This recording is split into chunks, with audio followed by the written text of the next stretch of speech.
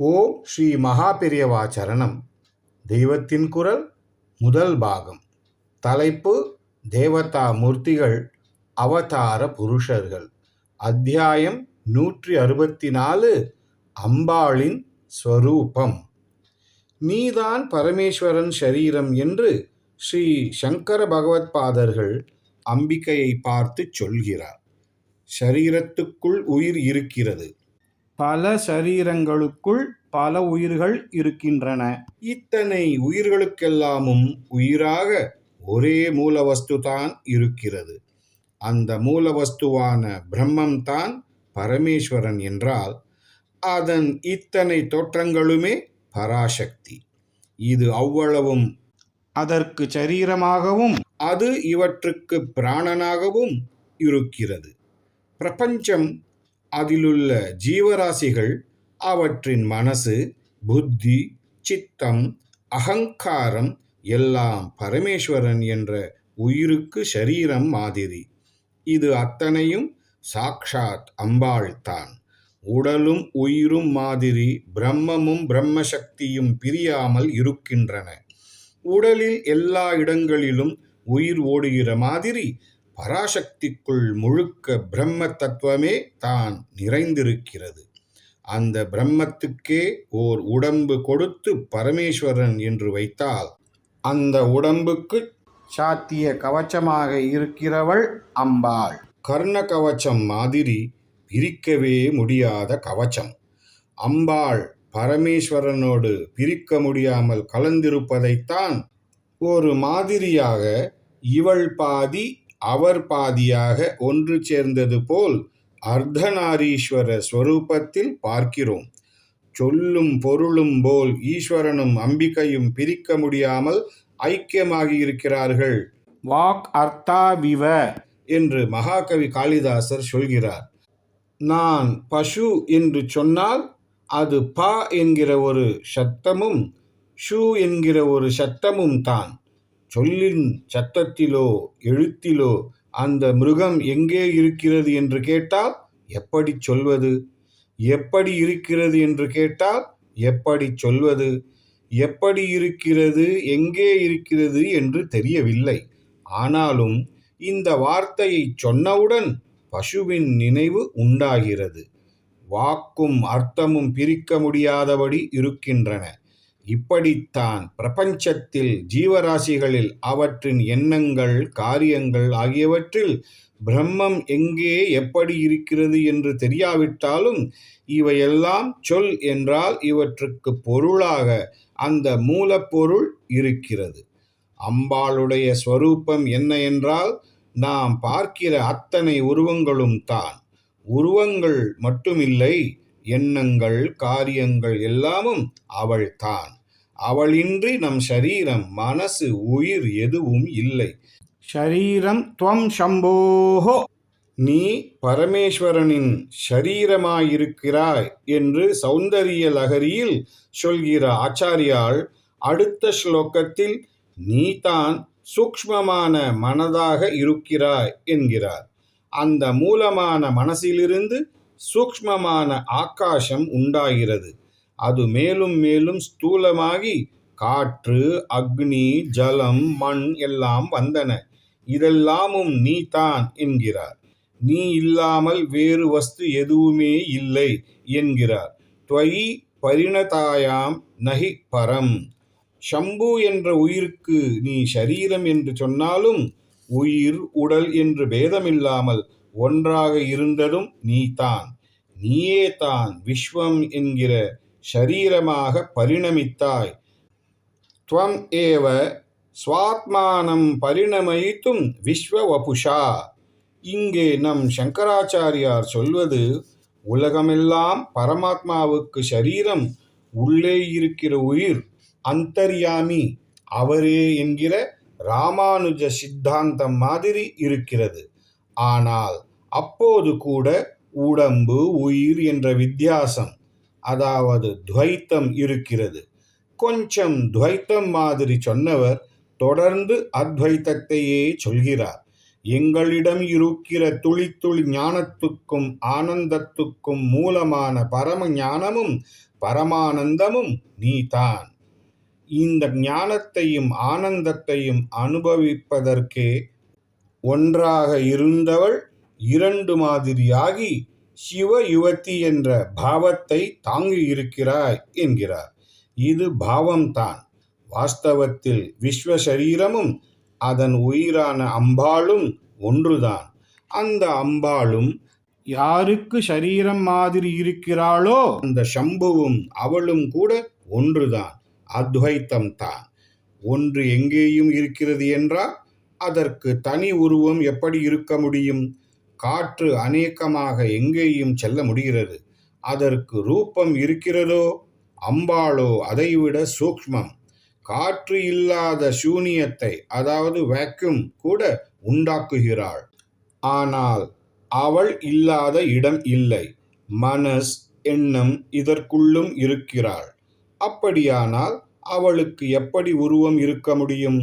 ஆனால் இது நம் சாமானிய நிலையில் மனசுக்கு ஹிதமாக இல்லை. அவளிடமிருந்து நாம் வந்தோம் என்பதால் அவள் அம்மாவும் நாம் குழந்தைகளும் மாதிரி. அம்மா ஒருத்தி இருக்கிறாள் என்று குழந்தைக்கு தெரிந்துவிட்டால் மட்டும் அது சந்தோஷப்படுமா? அவள் இருந்தால் மட்டும் போதாது. அவளை பார்க்க வேணும், பேச வேணும் என்று ஆசைப்படும். அவள் எல்லா ரூபமாகவும் இருக்கிறாள் என்று நம்மால் உணர முடியவில்லை. அருவமாகவே அவளை தியானிக்க நமக்கு பக்குவம் போதவில்லை. இப்படிப்பட்ட நமக்காகவே, நாம் அன்பு செய்வதற்காகவே அவள் இப்போது காருண்யமும் லாவண்யமும் ஒரு ரூபமாகி திவ்ய மங்கள விக்கிரகமாக வருகிறாள்.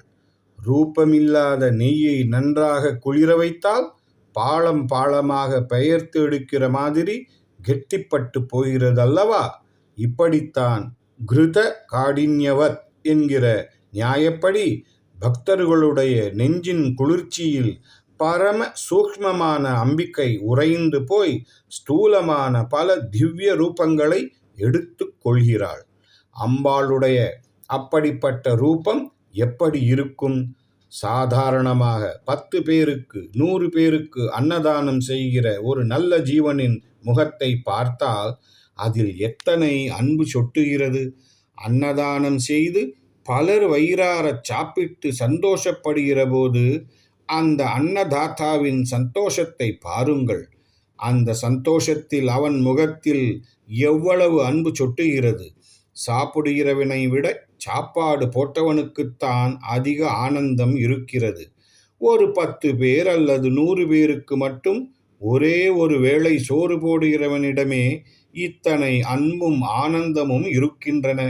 மகா பாப்பங்களை செய்து காரியத்தில் செய்யாவிட்டாலும் மனசினால் மகா பாப்பங்களை நினைத்து ஒருவேளை சோறு கிடைக்கக்கூட யோக்கியதை இல்லாத நம் இத்தனை பேருக்கும், கோடானு கோடி ஜீவன்களுக்கும் கல்ப கோடி காலமாக சோறு போட்டு கொண்டிருக்கிற ஒருத்தி அன்னபூரணேஸ்வரியான அம்பாள் தான்.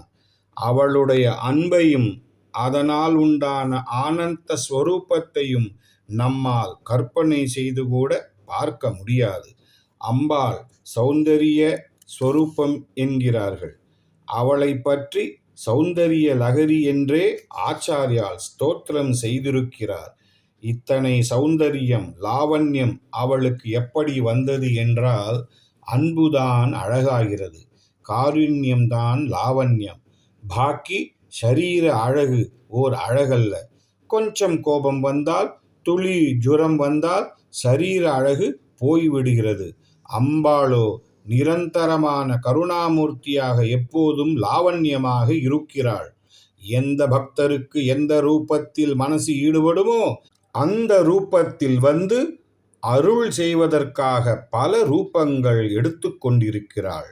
ராஜராஜேஸ்வரி, புவனேஸ்வரி, துர்கை, காளி என்று இப்படி சௌமியமாகவும் உக்ரமாகவும் பல தினுசில் அவளை ஆராதிக்க வேறு வேறு ரூபம் கொள்கிறாள்.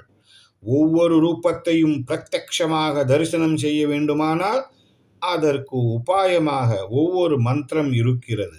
மந்திரம் என்பது ஒரு சப்த கோவை, அக்ஷரங்களின் கூட்டம். பல வடிவங்களில் இருக்கிற அம்பாளே பல சப்தங்களாகவும் அக்ஷரங்களாகவும் இருக்கிறாள். அவளுடைய அனுக்கிரகத்தால் மகாகவியாக பரிணமித்த காளிதாசர் அவளை சர்வ வர்ணாத்மிகே சர்வ மந்திராத்மிகே என்று ஷியாமலா தண்டகத்தில் ஸ்துதி செய்கிறார். வர்ணம் என்றால் நிறம் என்று நினைப்பீர்கள். வர்ணம் என்றால் அக்ஷரம் என்றும் அர்த்தம். ஒளி வடிவமான அக்ஷரங்களும் ஒளி வடிவமான ரூபங்களும் ஒரே மூலத்திலிருந்து வந்தவைத்தான். அவை ஒன்றுக்கொன்று நிரம்ப நெருக்கமான சம்பந்தம் உடையவை. சயின்ஸ் நிபுணர்கள் கூட இந்த ஒற்றுமையை சொல்கிறார்கள். ஜலக்கரையில் பலவிதமான சப்தங்களை எழுப்பி பார்த்தார்கள். அப்போது அவற்றின் அதிர்வுகளை, அதாவது வைப்ரேஷனை பொறுத்து ஜலத்தின் மேலே மிதக்கிற லேசான துகள்கள் வெவ்வேறு உருவங்களாக அமைந்தன. நாதத்துக்கே ரூபத்தை கொடுக்கிற சக்தி இருக்கிறது என்று இதனால் தெரிகிறது.